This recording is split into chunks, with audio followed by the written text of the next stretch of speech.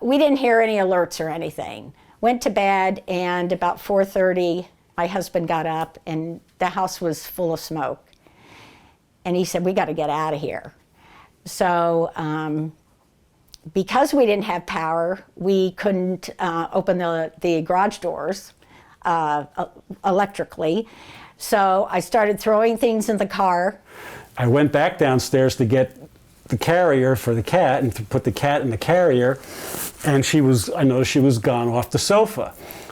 And that's when you saw the fire. Fran had the Prius rear hatch was open, loading stuff in there, and I went to look at, you have to manually open the car, the garage with the pull downs.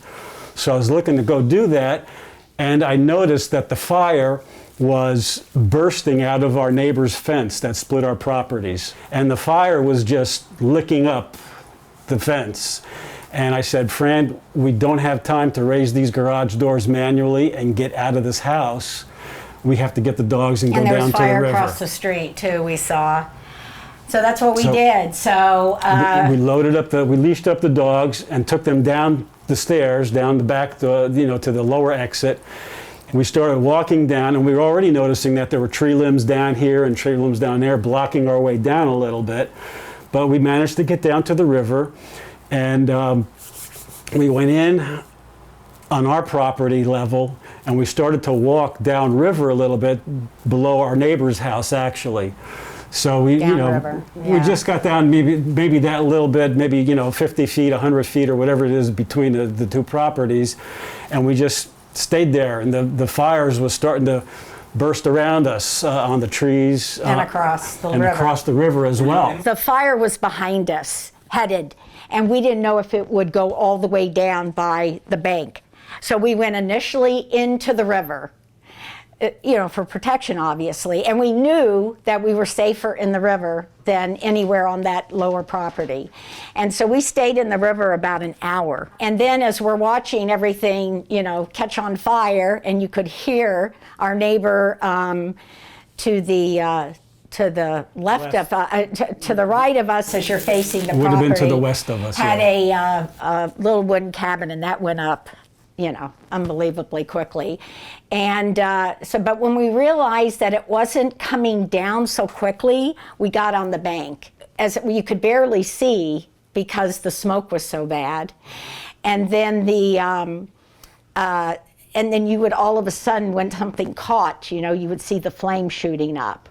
I told my husband as we were going down, I said, "I love you in case something happens." I really thought we were going to die. I was more scared than I've been my entire life. And I've, been in I was in the military, I've been in some situations that were pretty scary. But this, I really thought, if we didn't have that river, we would have died. I mean, I really think it afforded us that protection. That's all I thought about, to let him know that. And I think that's all, that's all I thought about, that this was it. And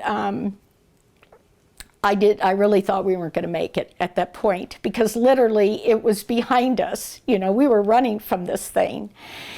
And I pretty much thought we were going to lose our house at that point. There was no way, because we saw evidence that it was coming right there. So I sort of put that in the back of my mind, and I just, it was survival. That's why we ran to that river.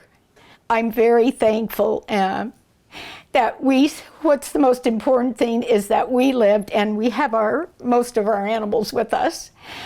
I'm very appreciative of those volunteer firemen that risk their life every day, that they came up at their risk from the Gates Fire Department and Staten Fire Department, and they rescued us.